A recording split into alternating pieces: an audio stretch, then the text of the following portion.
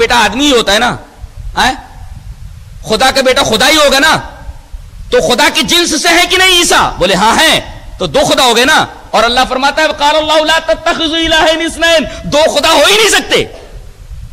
اور یہ بتاؤ کہ باپ پہلے ہوتا ہے کہ بیٹا؟ بولے نہیں, باپ پہلے ہوتا ہے. بولو معبود جو ہوتا ہے وہ ابدی ہوتا ہے, اس کے لیے آگے اور پیچھے نہیں ہوتا. اللہ تبارک تعالیٰ کے بارے میں کیا ہے؟ هو الاول والآخر والظاہر والباطن, اول جس کے پہلے کوئی نہیں, آخر جس کے بعد کوئی نہیں. اللہ اکبر, یہ ہے معبود کی شان. اب حضرت عیسیٰ علیہ السلام پہلے کہاں تھے؟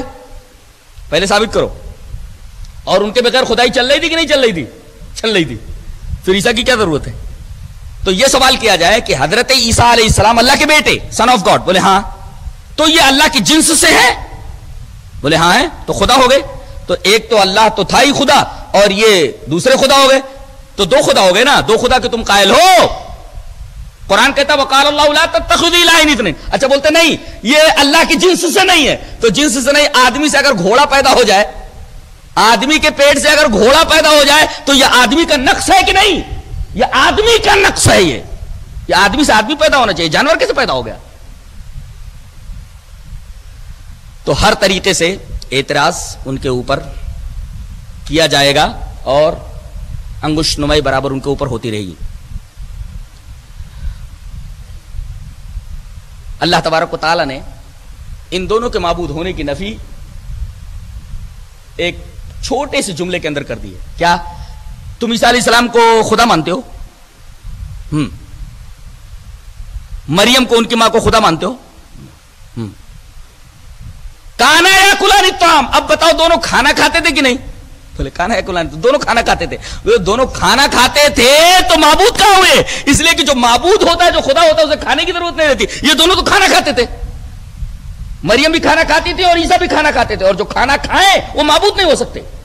تو کانا یاکلان الطعام میں اللہ تبارک و تعالیٰ نے حضرت مریم کے بھی معبود ہونے کا رد فرما دیا اور عیسیٰ علیہ السلام کے بھی معبود ہونے کا رد فرما دیا, اس لیے کہ جو کھانا کھائے وہ معبود نہیں ہو سکتا. اور ان کی ماں کے بارے میں ایک جملہ فرمایا, وہ امہ صدیقہ, ان کی ماں صدیقہ ہیں. صدیقہ کے دو مطلب ہوتے ہیں. صدیقہ کا ایک مطلب ہوتا ہے کہ سچ کی تصدیق کرنے والی. صدیق کو کیوں صدیق کہا گیا ذرا بتاؤ تو؟ ایک تو ہوتا سچا اور ایک ہوتا سچ کی تصدیق کرنے والا. نبی کریم صلی اللہ علیہ وسلم جب معراج سے آئے, آپ نے فرمایا کہ میں رات کے حصے میں بیت المقدس گیا, بیت المقدس سے پھر آسمان پر گیا, ساتوں آسمانوں کی سیر کر کے آ گیا. ابو جہل ہنسنے لگا, تمام کفار ہنسنے لگے کہ یہ کچھ نیا عجوبہ محمد پیش کر رہے ہیں. اب ان کا جو سب سے پیارا دوست ہے, گہرا دوست ہے, ذرا اس کے سامنے یہ بات رکھی جائے, ابھی اس کا ایمان ڈاواڈول ہو جائے گا. کھٹکھٹایا دروازہ, ابو جہل نے صبح ہی صبح آ کر کے. حضرت صدیق باہر نکلے, کہا کیا بات ہے؟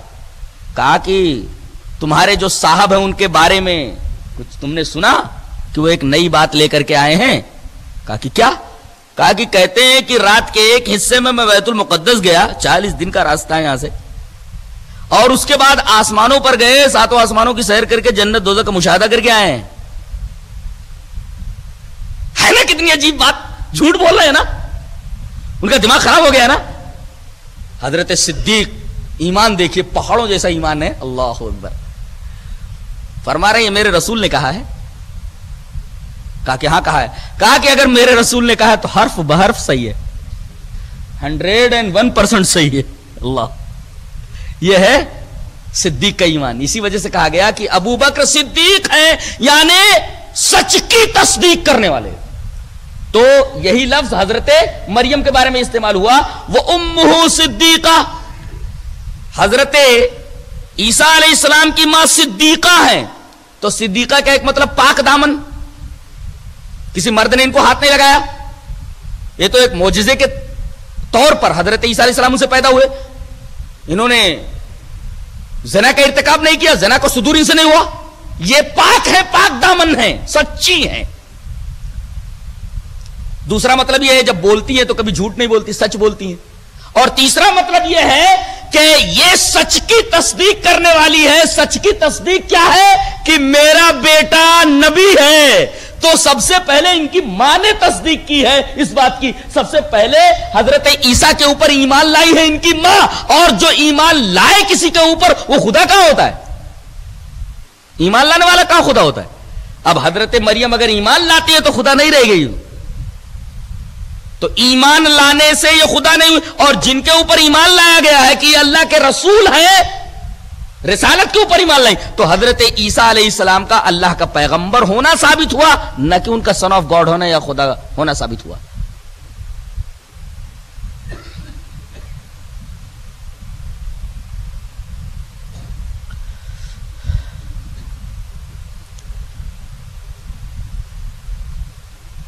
ہارون رشید کے زمانے میں علامہ آلوسی نے لکھا ہے کہ ایک نصرانی طبیب تھا، عیسائی ڈاکٹر حکیم. وہ آیا اور مشہور محدث، مشہور مورخ علامہ واقدی سے بحث کرنے کے لیے، مناظرہ کرنے کے لیے تیار ہو گیا. اور اس نے کہا کہ قرآن کے اندر ایک آیت ایسی ہے جس سے پتہ چلتا ہے کہ حضرت عیسیٰ علیہ السلام اللہ کا حصہ ہیں، اور جب اللہ کا حصہ ہیں تو اس کے بیٹے ہوئے. کہا کہ کہاں؟ کہا کہ چھٹے پارے کے اندر ایک آیت ہے، القاها الى مریم وروح منہ وکلمتہ القاها الى مریم وروح منہ. اللہ کی کلمہ ہیں اور روح ہیں منہ، اس کے. روح کے بعد کیا لفظ استعمال کیا گیا؟ منہ. تو روح منہ کا ایک مطلب ہوتا ہے اس کی طرف سے بھیجی گئی روح، نہ کہ اس کی روح. اللہ کی روح نہیں بلکہ اللہ کی طرف سے بھیجی گئی روح. روح اللہ کا مطلب یہ ہوتا ہے، اللہ کی روح کا مطلب اللہ کی طرف سے بھیجی گئی روح.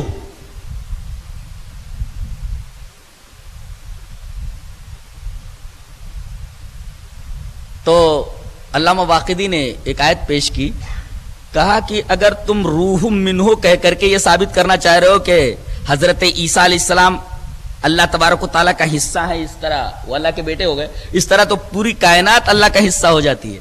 کہا کہاں؟ کہا اللہ فرماتا ہے وَسَخَّرَ لَكُم مَّا فِي السَّمَاوَاتِ وَمَا فِي الْأَرْضِ جَمِيعًا مِّنْهُ. اور اللہ نے تمہارے لیے جو کچھ زمینوں اور آسمانوں میں ہے مسخر کر دیا ہے تمہارے لیے اپنی طرف سے، اس کی طرف سے سب. تو اس کی طرف جمیعا من، اگر روح منہ کا مطلب اس کی روح ہے اور عیسیٰ علیہ السلام اس کا حصہ، تو جمیعا من کائنات کی ہر شے اس کا حصہ ہو گئی، ہر شے معبود ہو گئی. تو نصرانی طبیب لاجواب ہو گیا. اس کا مطلب یہ ہوا کہ عقیدے کے باب میں، اعمال صالحہ کے باب میں کہیں کوئی اعتراض اگر پیدا ہو تو اس اعتراض کا جواب دینے میں قرآن خود کفیل ہے، کہیں باہر جانے کی ضرورت نہیں ہے. اور مجھے ایک عالم کا قول یاد آ رہا ہے کہ جج کے سامنے بولتے ہیں کہ یہ جج صاحب یہ آدمی کیا بکواس کر رہا ہے، خدا کی قسم دنیا کے کسی بھی سوال کا جواب اگر میں قرآن سے نہ دے دوں تو قرآن اللہ کا کلام نہیں.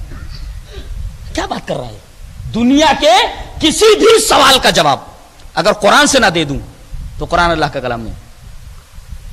مدراس میں ٹی وی کے اوپر ایک عالم آتے ہیں، میرا خیال ہے کہ بھی زین العابدین، تو سوالات و جوابات کے سلسلے ہوتے ہیں. تو اس میں کسی نے یہ سوال کیا تھا کہ کیا قرآن میں تمام سوالات کے جوابات ہیں؟ کہ ہاں، ہر سوال کا جواب دے سکتا ہوں میں قرآن حکیم سے. بولے ایک سوال ہے اس کا جواب قرآن سے دیجئے. بولے کیا؟ بولے بتائیے کہ آج بازار میں پیاز کا بھاؤ کتنا ہے، قرآن سے بتائیے. بازار میں پیاز کا بھاؤ کیا ہے، کئی روپے کلو پیاز بک رہی ہے، قرآن سے ثابت کیجئے. انہوں نے ایک آدمی کو بلایا جس کا تعلق بازار سے تھا. کہا کہ بھائی یہ بتائیے کہ بازار میں آج پیاز کا بھاؤ کیا ہے؟ بولے 10 روپیہ کلو ہے.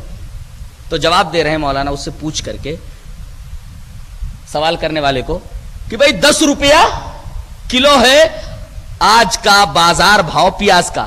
بولے یہ تو آپ پوچھ کر کے بتا رہے ہیں. میں نے کہا کہ قرآن سے جواب دیجئے. بولے نہیں، قرآن ہی سے جواب دے رہا ہوں، اس لیے کہ قرآن نے